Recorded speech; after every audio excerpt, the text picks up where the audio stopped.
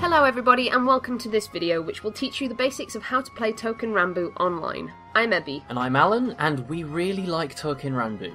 A lot.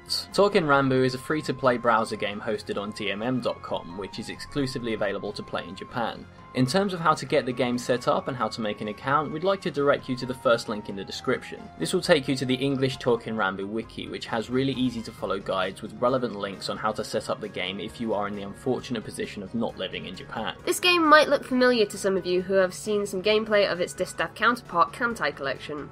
The game was developed by Nitro Plus and Kadokawa Games, and as previously mentioned, it's hosted on DMM.com, the same website as Kankale. The story of Touken Ranbu is a little bit thin. Players assume the role of a modern-day sage, otherwise known as the Sanawa, who travels back in time to destroy an evil force that seeks to change the course of history. As you are taking the role of a sage, one of your abilities is that you can bring inanimate objects to life. Most importantly, you can bring historical Japanese swords to life, and these swords take on the form of Bishonen, known as Touken Danshi. Which conveniently translates to something like sword boys. So once you have the game set up, you'll be given the task of choosing your starter sword, similar to Pokemon in many ways. You'll be able to choose between 5 different characters, but if you're unsure, I'd like to direct you to another video we made explaining the history of these swords. However, it's completely up to your personal preference, so you can choose whichever one you think looks the best. In terms of stats, Kotetsu Hachisuka is a little bit better than the others. Don't worry if you think you'll pick the wrong one, as the other 4 swords will drop rather frequently as the game progresses. The game at this point will give you a tutorial, which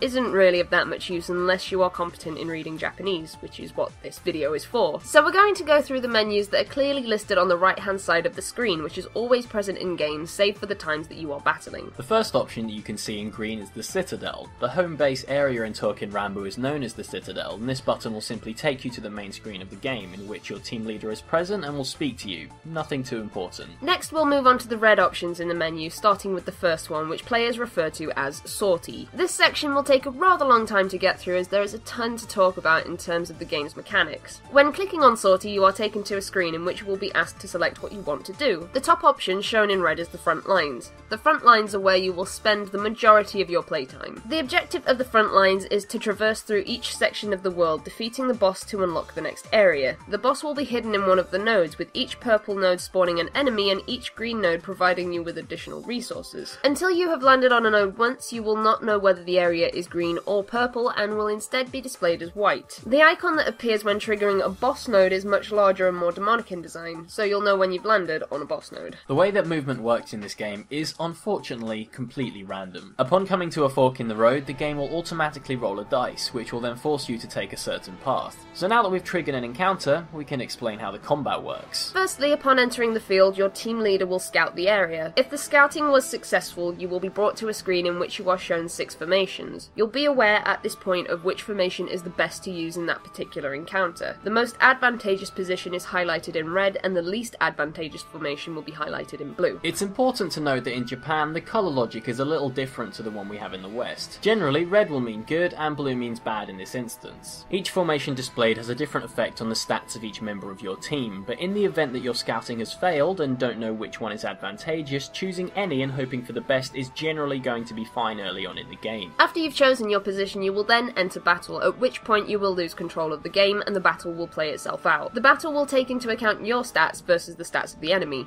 We'll be talking more about specific stats later on in the video. In order to win, all you need to do is deal more damage to your opponents than they deal to you. Ideally, you can deplete your enemy's HP to 0 or push them back to the right hand side of the screen. After the battle has played out, you'll be awarded a ranking, which are Loss, C, B, A and S. After this, the swords that have participated in battle will be given experience, which will lead them to eventually level up. Leveling up and gaining experience is almost identical to every other kind of game that has a leveling up system. Once you have received your experience, you will occasionally be rewarded with a new sword. This is clearly indicated by blue text appearing on the screen before showing you which sword you've received. It's also worth noting that this same animation will play when a particular sword on your team has hit something known as their Toku status. This is similar to a sword evolving, but a sword achieving their Toku status will be clearly indicated by a pink stamp on the left-hand corner of the screen. Each sword will have a different level in which they achieve their Toku status, but it will be either level 20 or level 25. After you have been given your experience, and any potential drops have been given or Toku status has been reached, you'll be given a menu. If you want to continue with the sortie, you'll press the red button, but if you wish to return home, you can press the green button. In the event that your sword's HP hits 0, that particular sword will break. What this means is that the character has essentially died and they will disappear from your game with no chance of revival. However, it is possible to get another version of that sword through smithing and drops, though this will be essentially an entirely different sword. One thing worth noting is that if your sword enters battle with full or close to full HP, if they would be dealt lethal damage, it will instead take them down to 1 HP and the sword will not break. Use this opportunity to leave the area after the battle has concluded. If during battle your sword has taken either moderate or severe damage, they have the possibility of entering something known as their awakened state. When they have entered this state, it will be indicated by a CG with unique artwork shown. What this means is that your sword will be able to attack twice per turn as opposed to once, and they will always do critical damage. This will not carry over to any future battles unless triggered again. The final thing to note about the front lines is that if you've completed a map's boss node 10 times, the map will spawn something known as a Keibishi. A Keibishi is a far more powerful enemy that scales to the level of your team and sometimes offers unique sword drops. You'll know if that area has been infested by the Keibishi by this icon of a black dragon, and you'll know if you've encountered it upon seeing this animation in a node. This isn't something you'll deal with early in the game, but you will eventually come into contact with it once you're looking to attain the specific swords that it offers. Once you return from your sortie, you may notice that some of your swords have entered different states. There are 4 levels of fatigue, each of which have differing effects on your stats. Characters with no visible changes use the stats as listed. Any character shown with fatigue levels of either orange or red will have negative effects to their stats and are more likely to break, but the best level of fatigue is known as Sakura Fubuki, which boasts positive effects on your stats. I know that seems like a lot to take in, but the best way to learn is to play around with the game for a while until you feel like you have a good grasp of the mechanics and what's happening. Now that we've finished talking about the front lines, we'll move on to our next options within sortie. So next we'll be talking about expeditions. Expeditions are a safe way for you to gather extra resources in the game.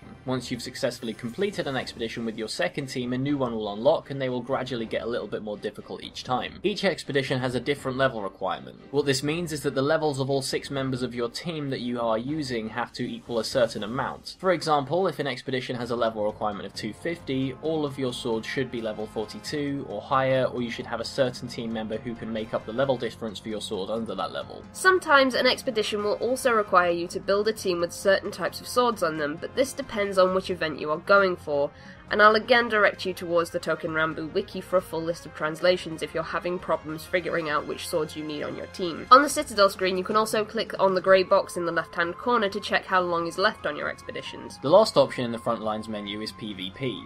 PvP is something that is well worth your time if you are training up swords or going after your daily quests. PvP works in a way very similar to your normal sorties, but instead you will be put up against other players from your server. The only important thing to note is that you don't lose anything from PvP. Your swords will only take damage until they hit 1 HP, and any troops attached to your swords that are broken during PvP will be restored immediately after that particular instance has ended. Next we'll be talking briefly about the next red tab, which is your formation tab. It's here that you'll put your teams together for sorties and expeditions.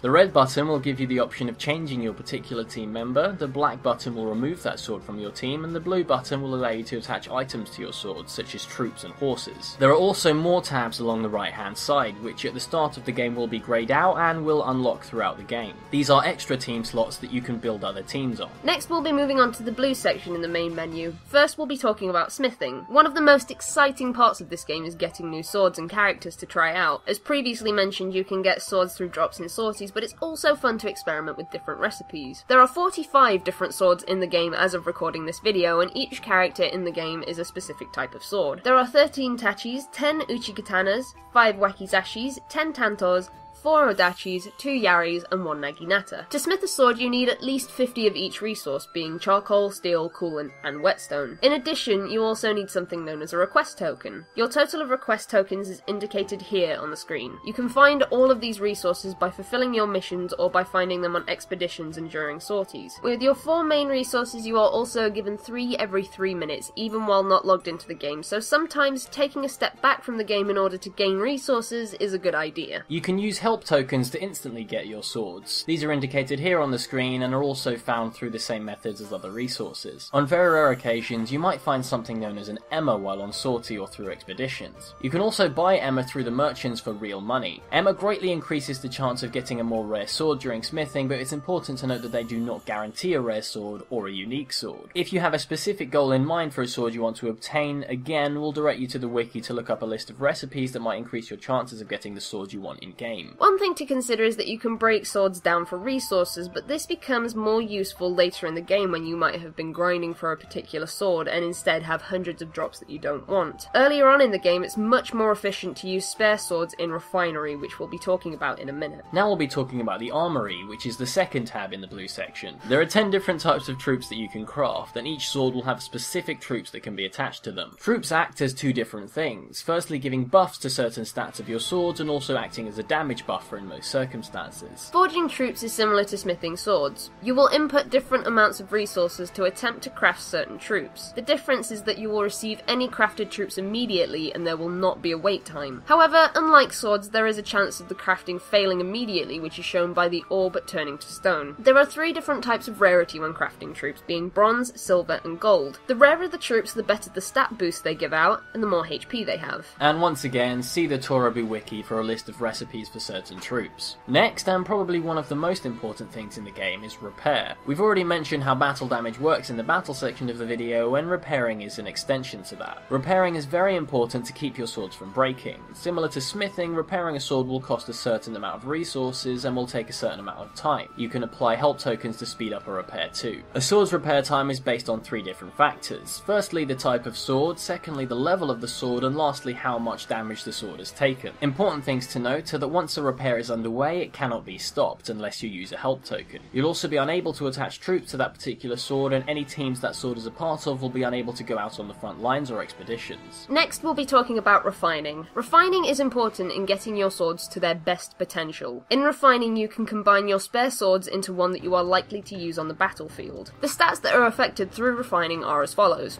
Impact, which is highlighted in red. This means the amount of damage your sword can deal. Leadership, which is shown in green. The higher your leadership, the more resilient your troops are. Mobility, which is in purple and is basically the speed at which your sword can attack. And lastly, impulse, which is shown in blue. If you have high impulse, the chance of you landing critical hits is higher. Those are the only stats that you can affect during Refinery. However, a sword has 5 other stats that you don't have an effect over in this certain tab. We'll briefly go over these stats, but they aren't something that you should really worry about when just starting the game. Survival, which is the sword's HP. Range, which is how many enemies a sword can hit at one time. For example, Odachis have a wide range, making it so that they can hit 3 enemies at once. Killing blow. The higher this stat is, the higher the chance of a sword going into awakening mode. Scouting, which is the sword's ability to scout the enemy's formation before battle, meaning that if your sword has a good scouting stat, they are more likely to give you an indication of which formation is more advantageous. And camouflage, which means the higher this stat, the harder it is for other players in PvP to successfully scout your formation. Speaking of stats, we'll be moving into our last tab in the blue section, which is Internal Affairs. Internal Affairs is something that can also be used to increase your sword's stats. There are 3 different activities in Internal Affairs that have a chance of giving you the following boosts. Horsekeeping. Horsekeeping has a chance of giving your swords an increase in either leadership or mobility by 1. Fieldwork. Fieldwork has a chance of giving your swords an increase in either survival or scouting by 1 and is the only way in the game to increase these specific stats. And lastly, sparring. Sparring has a chance of increasing your sword's stats in impact or impulse by 1. Internal Affairs must be completed by 2 swords, so you have to pair your swords up in order to complete a task, but you do not have to fill every task. So if you're only interested in increasing your survival, you can choose to only do field work. 1 round of Internal Affairs lasts 24 hours, and once it's in progress, your characters are locked there. However, any swords in Internal Affairs are free to go on sorties or expeditions. Next, we'll be briefly moving on to missions because there isn't really much to talk about here. In missions, you're able to claim rewards for completing certain tasks, such as completing a particular sortie or expedition. And in a separate tab, you are also able to claim daily rewards for things such as crafting 3 swords in a day or winning 5 rounds of PvP. For a fully translated list of missions, we highly suggest going to the wiki. Again. The last sections highlighted in purple and pink relate to battle records in the online store, and are things that we're not really going to touch upon in this video, because neither of them are necessary to learning how to play the game and are really optional. And so that brings us to a close on this video, and we hope that you found it useful. If you have any questions, please feel free to leave any comments below and we will try and get back to you. But thank you so much for watching, take care, and we'll see you guys soon. Bye!